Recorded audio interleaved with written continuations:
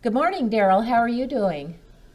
Good morning, Linda. Thanks for all you're doing for the citizens of Ashburn and Randolph County. It's been great to work with you. I wish it's under different circumstances sometimes, but you've been great for our county for a long time. Well, I appreciate it. Thank you. And actually, let me start out. I'm Linda Brown with the Asheboro Randolph Chamber of Commerce. And with me today for our boss time is Darrell Frye, the chair of the Randolph County Board of County Commissioners. And Darrell, I wanted to start the talk off this morning and just recognize you and the county and what a great job you've done leading all these departments to mobilize for COVID-19 and all that you've done for the community. And I know a lot of people aren't aware of just everything that you've kind of mobilized and made happen. Could you share some of that with us this morning? Sure, Sue, Linda, and let me say, all the credit goes to the employees of this county. They have just done a yeoman's job at dealing with this process. And but we have our crisis management team meeting. Early on, we were meeting every day. Now we meet every Monday and every Thursday, and we know all the situations, everything that's going on in the county.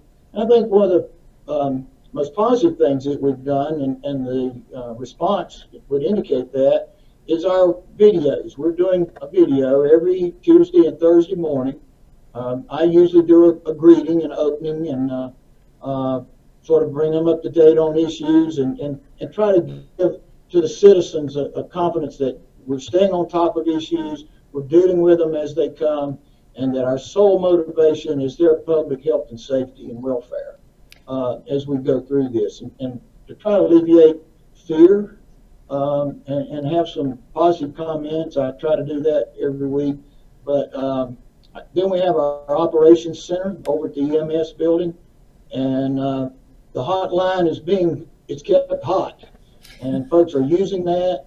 They're getting help from the folks that are over there. They're getting their questions answered. They're getting responses for PPE as they need it. Working with our business and industries, but everybody's and those folks in the health department, somebody is on call 24/7 over there, and for a response and for action. Of course, our EMS folks are on call, our first responders. Just so much credit goes to those folks.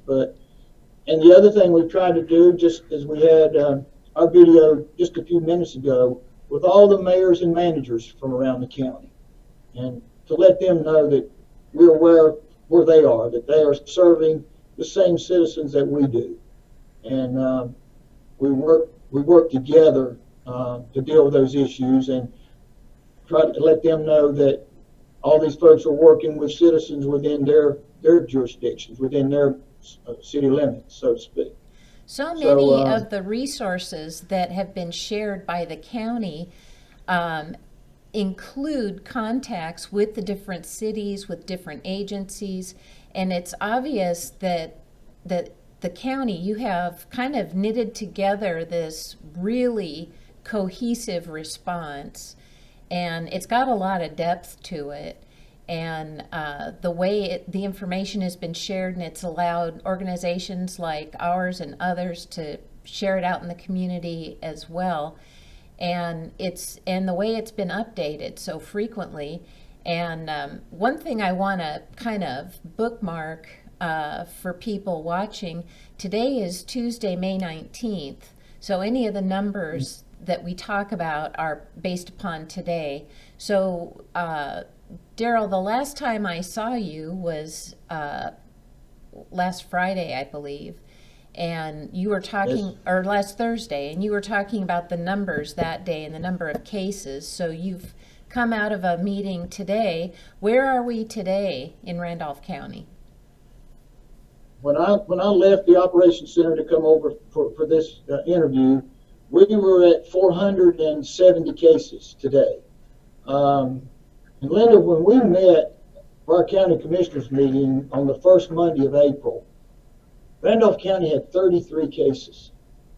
So in about 6 weeks, we've gone to 470 cases. Some of those are outbreaks. in nursing home facilities, um, in businesses. A lot of folks work two jobs, or some business might be closed and they go somewhere else to work.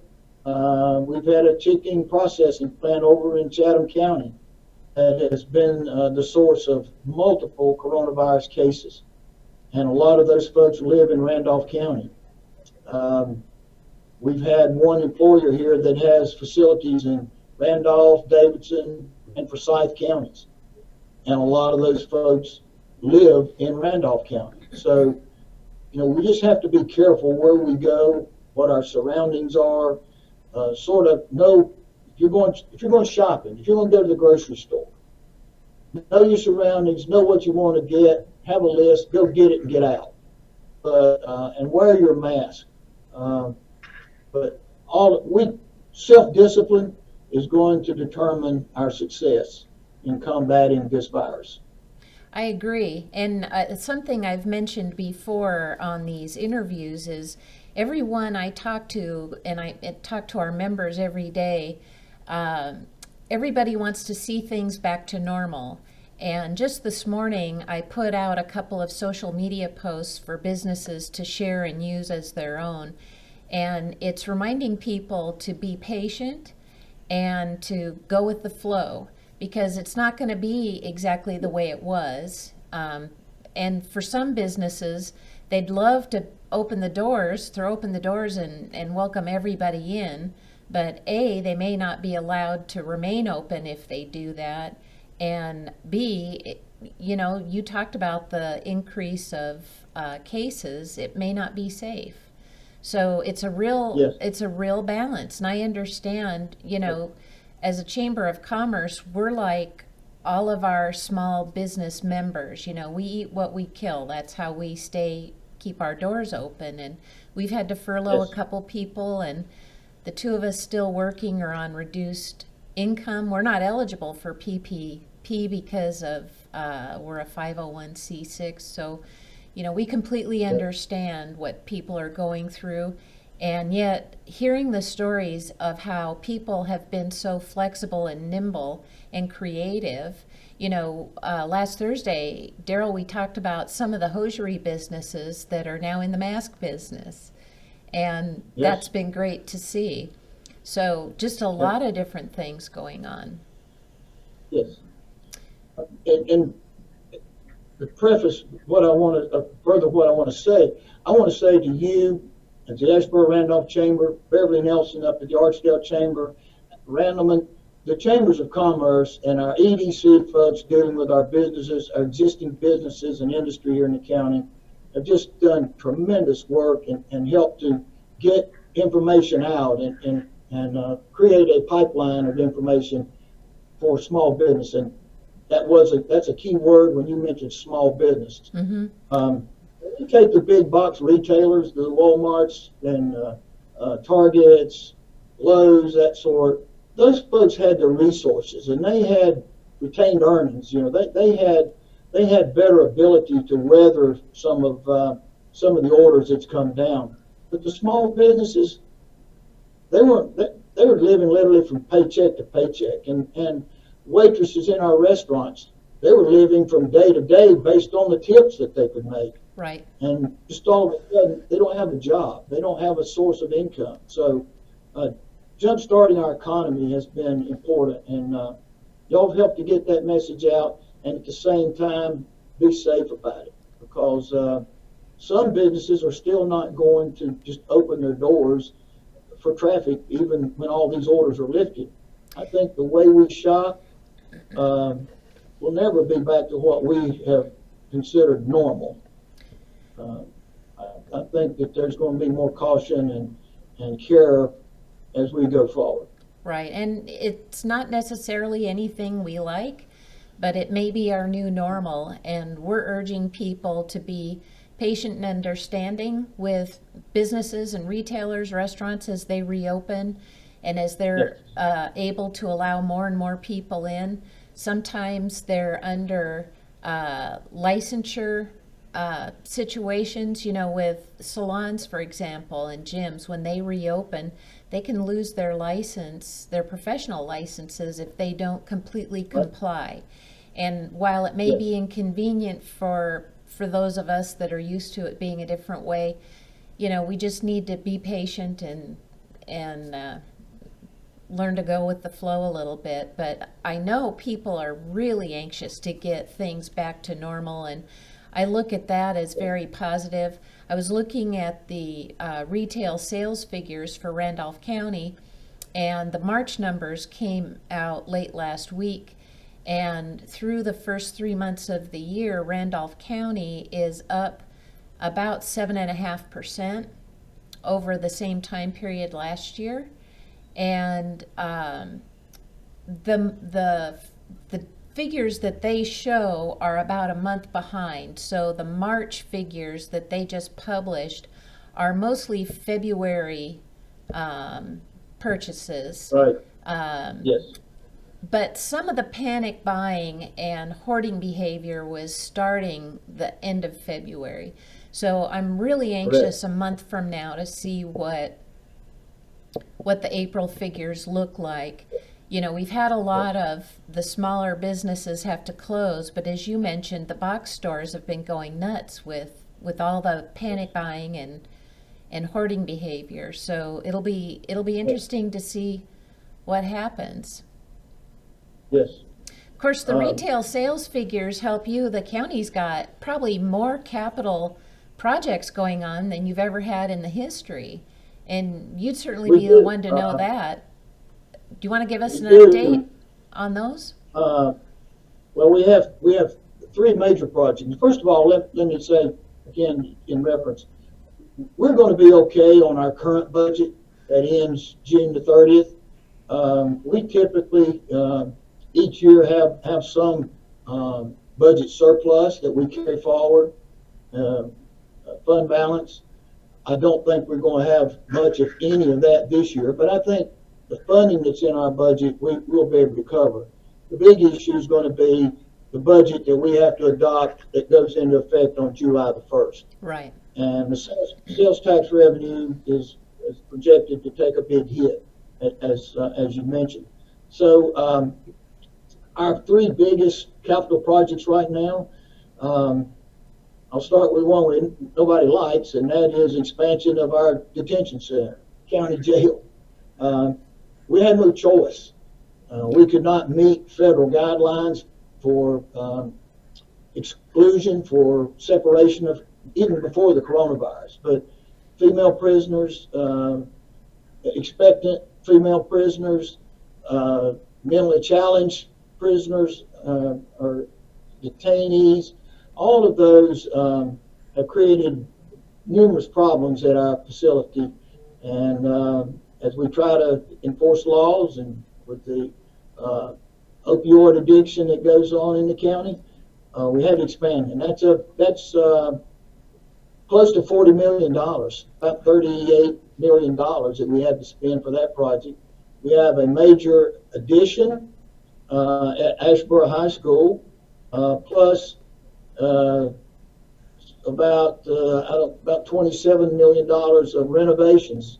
Most of that, a lot of that deals with ADA compliance in a building that's I think 65, 66 years old. And then we have a construction of a new middle school in the Archdale Trinity community. I think folks know that we've had one middle school supplying 2 high schools for the last 10 years. And that's created lots of issues with families, after school curricular activities. And we are building a new middle school that will serve, this middle school will serve Trinity High School. The current Archdale Trinity Middle School will serve Wheatmore. But that's going to bring a better educational process, something that's been needed up there for a long time. So those are the projects that we have. As you know, you're aware, you've been involved in the process. We're looking at a $20 million loan for our hospital. That is provided that we can actually secure a successor hospital here. Right. But that is a potential borrowing that's out there for us in the future. Well, and that's certainly important too, trying to preserve the 52 million in payroll that accounts for Yes. each year. Wow, you've Yes. got an awful lot going on, and with the COVID-19 kind of adding on top of everything else, I know that's eating up additional unexpected resources as well. But I think when I look around and I hear from other chambers, both in North Carolina and around the country, I think we're kind of a best practice, what you've done here in Randolph County in terms of the response, getting the information out, keeping people updated so consistently, and doing it with one voice has really been important. And it's let all of us know who like to share that information exactly where to turn to get it, and to feel very confident about the accuracy and the credibility of it. And I just think you guys have set a Yes. really great example, and we appreciate you, Darrell, and the rest of the county commissioners for all they do. And certainly, it's a thankless job on your part being a county commissioner. You get all kinds of, usually people come to you with complaints, and today I just want to let you know how much we really appreciate everything you folks do, and the fact that you're all so accessible and that you listen. And I think that's really important too. I thank you, Linda. And one of my, well, early employer of mine made a comment to me one time. He said, well, when you can take either side of an argument and win, you've done your job. But we try to look at the issues and do what's best for our citizens. And I want to compliment the other commissioners. David Allen, our vice chairman, has been great and right here through all of this. Kenny Kidd, Hope Haywood, Master McDowell, of course, Hal, our county manager, Will, all of our department heads. It's just been great to watch them and to have the confidence in the work that they do. But I'm most appreciative of the board that I serve with, and I think we have a singleness of purpose relative to doing what's best for the citizens of this county. And I thank you for your encouragement and advice. And the advice that you've given is immeasurable. Well, thank you. And on that note, I'm going to go ahead and say thank you for spending this time. Today was awfully stacked up for you, and I know you wedged this in between a couple of different things. And I think you and I will be in a meeting a little bit later this afternoon. So thank you again for everything you've done, Darrell. It's great working with you. I appreciate it. Same here. Thank you.